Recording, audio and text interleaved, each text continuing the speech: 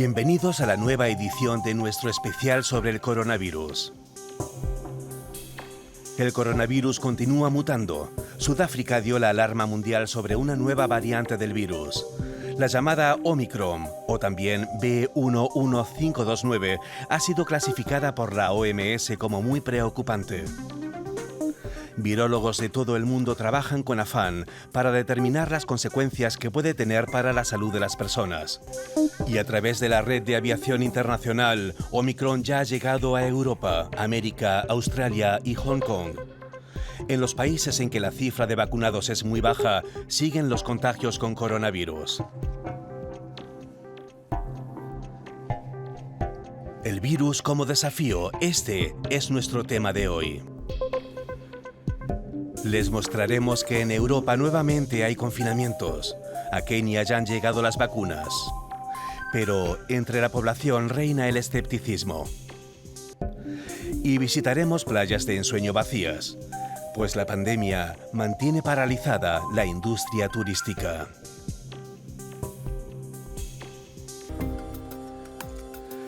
Comenzamos en Alemania, donde el ejército está listo para trasladar a pacientes de COVID-19 de hospitales sobrecargados a otras partes del país. Más de 100.000 personas han muerto por SARS-CoV-2 desde el inicio de la pandemia. Miles de familias han perdido seres queridos.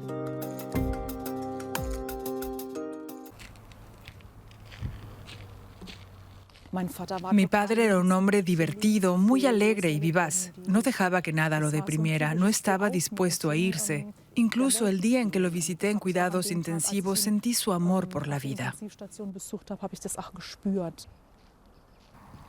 El padre de Kerstin Fleischer falleció hace casi un año. Fue el segundo golpe desgarrador para ella y su familia. Apenas unos días antes, la COVID-19 también se había llevado a su suegro. En ese periodo, la familia al completo estuvo infectada.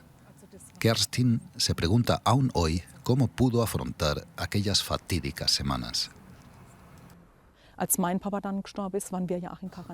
Cuando murió mi padre, todos estábamos en cuarentena. Aquello fue horrible. Solo podía hablar con mi madre por teléfono o dejarle mensajes de voz. Todos y cada uno de nosotros sufrimos. Tras la muerte de mi padre, no se me permitió verlo. Su cuerpo fue llevado del hospital al crematorio. Y es una parte muy importante del duelo que me falta. Sigo sintiendo que necesito verlo para comprender plenamente su muerte. Literalmente me falta esta etapa del proceso de duelo. Kerstin Fleischer no es ajena al duelo. De hecho, forma parte de su trabajo. Es consejera de duelo. Cada vez acuden a ella más familiares de fallecidos por la COVID-19. Con frecuencia les habla de su propia pérdida. Al haber pasado por lo mismo que ellos, creo que soy más sensible a su sufrimiento. Puedo decir, te siento. Siento una mayor empatía cuando escucho sus historias. Ha experimentado en carne propia el mismo dolor que estos nuevos dolientes atraviesan, la culpabilidad por no haber estado junto a sus familiares mientras sufrían. Para mí se ha vuelto muy importante pensar más allá de los últimos momentos de su muerte. Trato de recordarlos en toda la historia de su vida, en mi conexión con mi padre y mi suegro, y pensar en nuestro vínculo. ¿Qué recuerdos tengo? ¿Qué hizo especial nuestra relación? Y trato de comunicar esta forma de afrontar el duelo a quienes consuelo. Aún le cuesta creer que cientos de personas mueran cada día en Alemania por COVID-19. Experimentas tu propia vida de forma diferente cuando te das cuenta que compartes el mismo dolor que otras personas. Hay mucha gente que pierde a sus seres queridos y uno se pregunta si las cosas tienen que ser así. Esto me preocupa y confío en que cada uno asuma su responsabilidad en la sociedad para que seamos capaces de combatir la cuarta ola y controlar la situación.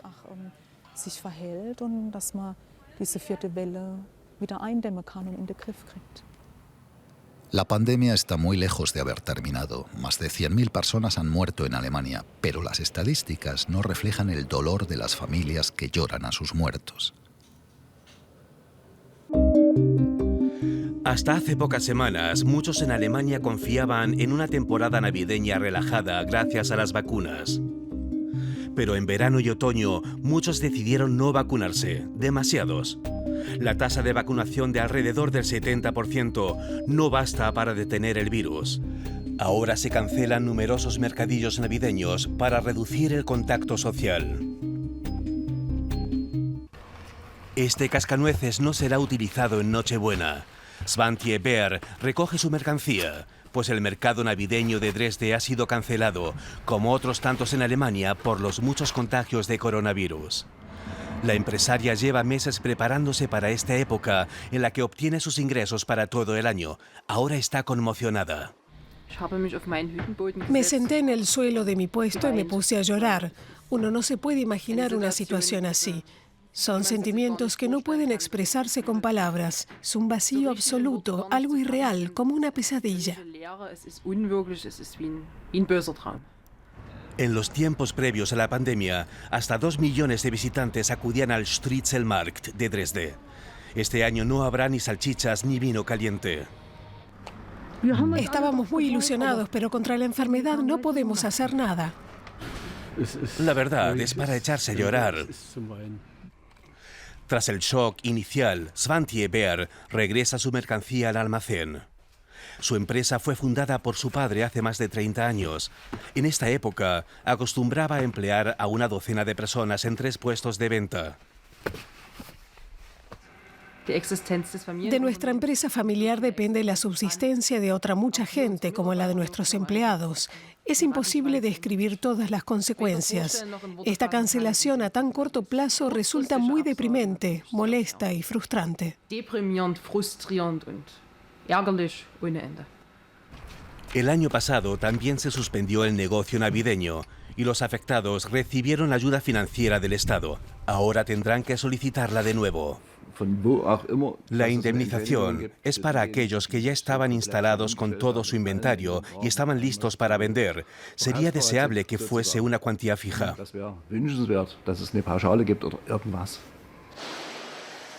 En los alrededores de Dresde, cientos de pequeños empresarios producen para la Navidad durante todo el año, como la empresa Blank. Aquí compra Svante Baer sus artículos. Ahora quiere apostar por el comercio en línea y la exportación. Ya suministra a los mercados navideños de Vancouver, en Canadá, y Chicago, en Estados Unidos. A los estadounidenses les gustan las salchichas alemanas, los cascanueces. A estas alturas todo esto ya forma parte de la Navidad allí, gracias a Dios. Svante Baer ya se ha despedido de la facturación en Dresde este año, pero no renuncia a su negocio. La Navidad se repite y en 2022 tal vez sin coronavirus. Las infecciones también se disparan en países vecinos de Alemania, como Bélgica y Países Bajos. Este último había eliminado ya numerosas restricciones. Pero la expansión descontrolada del virus obligó al gobierno neerlandés a aplicar de nuevo un cierre parcial de la vida pública. Parece un tranquilo día de otoño en Maastricht, pero tanto en esta ciudad como en el resto de los Países Bajos el número de casos de COVID-19 aumenta rápidamente. Aunque el país ya había relajado ampliamente las restricciones, el gobierno ha reinstaurado un nuevo confinamiento parcial. En Maastricht, los estudiantes se sienten confusos y agotados.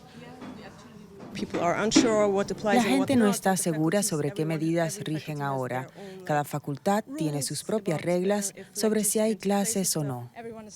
Todos estamos cansados de esta situación. Después de 2 años, quiero volver a tener clases como antes. Parece que esto no tiene fin. Las nuevas restricciones incluyen adelantar el cierre de supermercados y comercios no esenciales y la obligatoriedad de llevar tapabocas. Además, se recomienda no recibir a más de 4 personas en casa y cafeterías y restaurantes deberán cerrar a las 8 de la tarde. No sabemos qué diferencia van a suponer estas medidas. Lo único que vemos es cómo van a afectar a nuestro negocio. Está comprobado que la hostelería presenta la tasa de contagio más baja de todo el país, con tan solo un 2,9%. Así que cuando anunciaron las nuevas restricciones, muchos de los que trabajamos en este sector nos preguntamos si realmente servirán para cambiar algo. Las autoridades sí esperan que las medidas sirvan para frenar el rápido aumento de infecciones. El sistema de salud está al límite en todo el país. En este hospital, el pabellón para enfermos de COVID está al máximo y no dejan de llegar pacientes. Todavía no hemos llegado al pico de contagios, así que me temo que durante las próximas 2 o 3 semanas llegará un número aún mayor de enfermos de COVID. En estos momentos creemos que la cifra de nuevos pacientes a ingresar continuará aumentando cada día.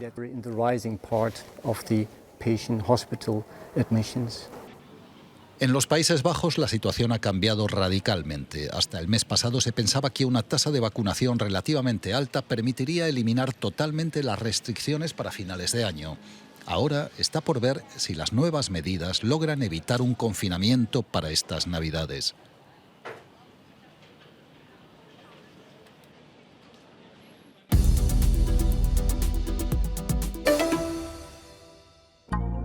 La nueva variante Omicron del coronavirus genera al parecer una mayor carga viral entre las personas infectadas, lo que podría suponer un mayor y más rápido aumento de los contagios.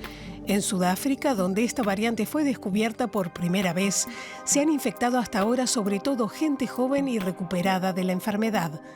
Para los científicos, esto supone un primer indicio de que la nueva mutación puede superar la barrera inmunológica con más facilidad que otras variantes.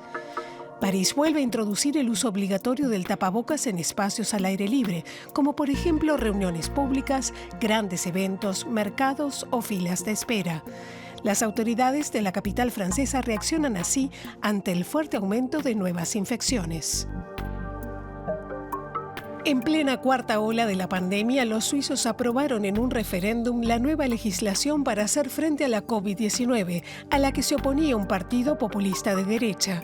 La ley permite imponer el pasaporte COVID, mediante el que las personas deberán presentar un certificado de vacunación o recuperación o un test negativo para acceder a ciertos locales. Más del 60% de participantes en la consulta apoyaron la estrategia del gobierno.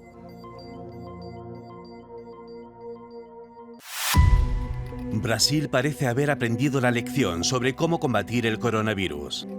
Más de 613.000 personas han muerto allí desde el inicio de la pandemia. Tras esta traumática experiencia, más y más gente se está vacunando. En la ciudad de Toledo, el porcentaje de población inmunizada llega casi al 100%.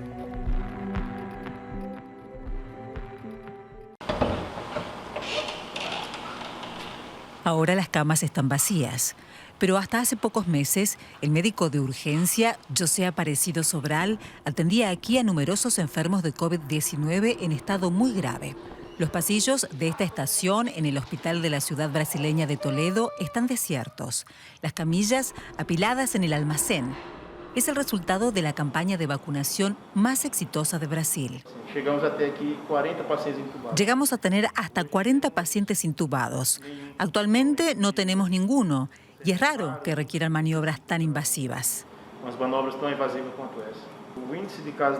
La tasa de casos graves disminuyó drásticamente, lo que nos permite tener un poco más de tiempo para pensar, para poder tratar mejor al paciente. Toledo, en el suroeste de Brasil. 143.000 personas viven en esta ciudad. Hasta hace unos meses azotada, como otras tantas partes del país, por el coronavirus. Pero a la grave crisis sanitaria en Toledo le siguió una de las campañas de vacunación más rápidas y eficientes de Brasil. En otoño, la farmacéutica estadounidense Pfizer inició un estudio en Toledo. La observación prolongada durante un año debía mostrar qué ocurre cuando toda una ciudad es inmunizada contra el COVID-19 con la vacuna de BioNTech Pfizer. Se vacuna a todos los adultos y a todos los niños mayores de 12 años. También a Ana, que ya tiene 13. Toda su clase se vacunó. Nadie quedó sin vacunar. A algunos no les hizo reacción, a otros mucha. Por lo que sé, casi todos en la escuela se vacunaron. Y esto aunque la vacunación no es obligatoria. Pero apenas hay escépticos de las vacunas. En el ayuntamiento destacan que las personas aquí están acostumbradas a vacunarse. Dudo que en otro lugar del mundo se disponga de los conocimientos y la cobertura de vacunación con múltiples puntos de vacunación simultáneos. Si tuviéramos vacunas disponibles, seguramente habríamos completado la campaña de vacunación hace mucho tiempo. La ciudad de Toledo como laboratorio para el mundo. En 1 o 2 años se encontrarán aquí respuestas a muchas preguntas, como en qué circunstancias se desarrollan variantes del virus en las personas vacunadas o cuánto tiempo dura la protección. En el hospital esperan terminar con la pandemia. A África le falta mucho para llegar a superar la pandemia. La vacuna ya está disponible en Kenia, pero también hay escepticismo sobre sus efectos. Como en numerosos países de Europa, circula mucha información falsa. En la localidad keniana de Siaya, la campaña de vacunación por fin ha empezado bajo este árbol de mango, tras mucho tiempo sin acceso a la vacuna. La cola es cada vez más larga, pero apenas hay mujeres. Muchas están asustadas.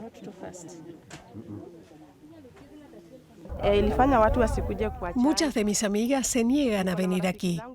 Tienen miedo de morir 2 años después de vacunarse. Y tengo que admitir que también tuve un mal presentimiento. Los rumores y la desinformación, junto a la corrupción y los problemas logísticos, son algunos de los obstáculos que dificultan la vacunación en Kenia. El experto en verificación de datos, Alphonse Shundu, explica que las teorías conspirativas sobre una supuesta voluntad de los países ricos por frenar el crecimiento de África suelen hacerse virales. Hicimos una formación para periodistas y una de las participantes nos contó que después de vacunarse, unas amigas se le acercaron y le dijeron que ahora ya no era fértil, que no podría tener hijos por culpa de la vacuna. Algunas noticias falsas se generan por intereses económicos. Hay proveedores fraudulentos que quieren vender sus supuestas curas milagrosas para la COVID-19.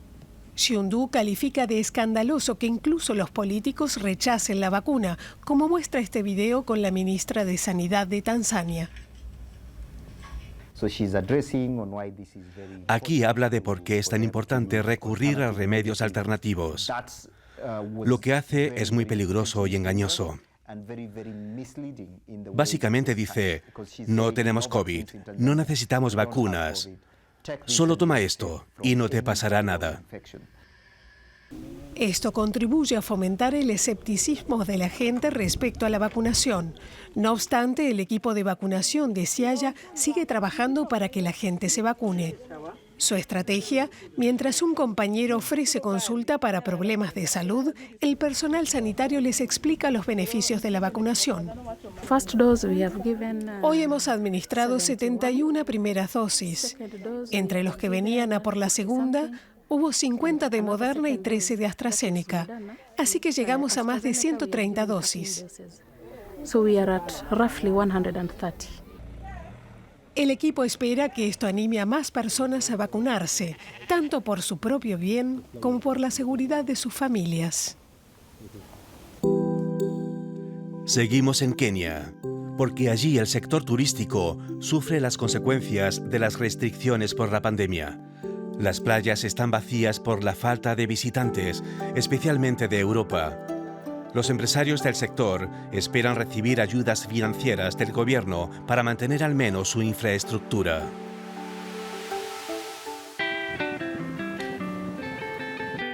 La costa de Kenia tiene mucho que ofrecer. Playas de arena blanca, palmeras, hoteles de clase mundial. un lugar perfecto para pasar las vacaciones. Pero desde el inicio de la pandemia de COVID-19, las playas están semivacías y los complejos hoteleros están especialmente afectados.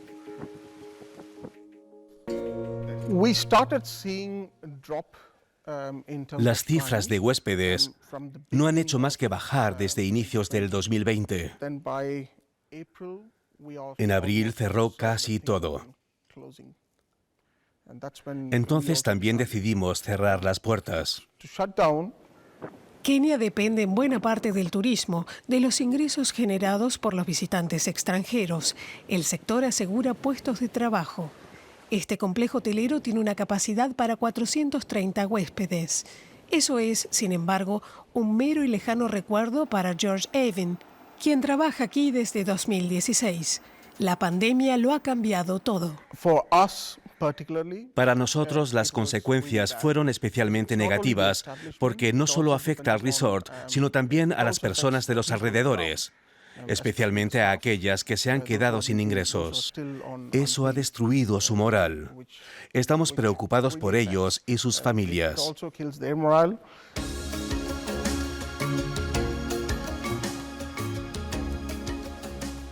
En 2019, los ingresos del sector crecieron casi un 4%. 2 millones de turistas visitaron el país y generaron cerca de 1.500 millones de euros. La pandemia ha paralizado el sector. Alrededor de 1 millón de personas, la mayoría jóvenes, ha perdido su trabajo. Es el caso de Anthony Sangamonga, que era guía de safaris. Cuando se introdujeron las restricciones, pensamos que el gobierno nos protegía con ellas del virus.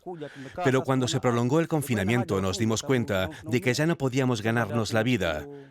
Cuando las restricciones fueron relajándose, volvieron algunos turistas, de forma que al menos ahora podemos sobrevivir.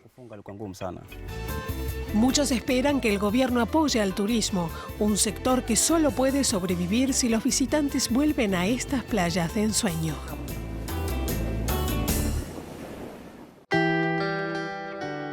En la isla indonesa de Bali también se ven playas desiertas.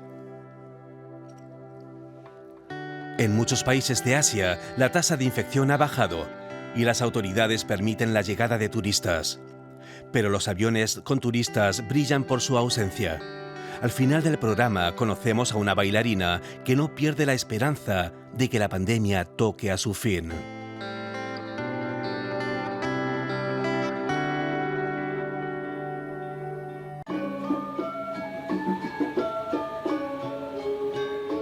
La danza balinesa es lo que más le gusta.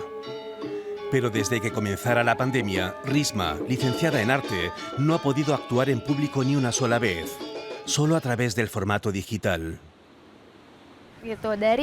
Es muy duro. Antes del COVID bailé en muchos otros lugares, también en el extranjero. Pero desde la pandemia no puedo seguir dando clases y los hoteles no me contratan. Y es que no se celebran eventos en ningún lugar. Ya ni siquiera bailamos en los templos. Para nosotros las consecuencias son nefastas. Con ello se refiere a toda su familia. Tanto su hermana como sus padres han perdido su empleo en una tienda debido a la falta de turistas. Cuando en octubre Bali anunció que abría sus puertas, las esperanzas fueron grandes. Pero no ha aterrizado ni un solo vuelo internacional y tampoco se esperan. Los turistas nacionales solo alivian en parte las pérdidas. La apertura de Bali sorprendió a muchos y las líneas aéreas y hoteles no tuvieron suficiente tiempo para prepararse. Además, sigue existiendo una larga lista de restricciones que complican la vida a los turistas extranjeros en la isla, y eso a pesar de que más del 80% de los isleños está vacunado. Los expertos culpan al gobierno de la gestión de la crisis. El sector del turismo se ha desangrado. Todos han invertido la totalidad de sus ahorros para seguir aguantando. Ahora haría falta una fuerte ayuda, incluso del gobierno central. Deben enviar a expertos a la isla y organizar conferencias de donantes. De vuelta con Risma, cuyos planes de convertirse en bailarina profesional han pasado a un segundo plano. Ahora vende bolsos y productos cosméticos por internet para apoyar a su familia. Estamos acostumbrados a contratiempos. Cuando era pequeña hubo ese atentado en Bali. Después nadie venía aquí. Entonces también quebró la economía. Ahora es mucho más duro para mí, ya que me afecta directamente. Sin embargo, Risma sigue optimista. Su isla de los dioses ya ha superado erupciones de volcanes, terrorismo y ahora hará lo propio con la pandemia. En el templo de la familia reza por un Bali más próspero y también por un pronto fin de COVID-19.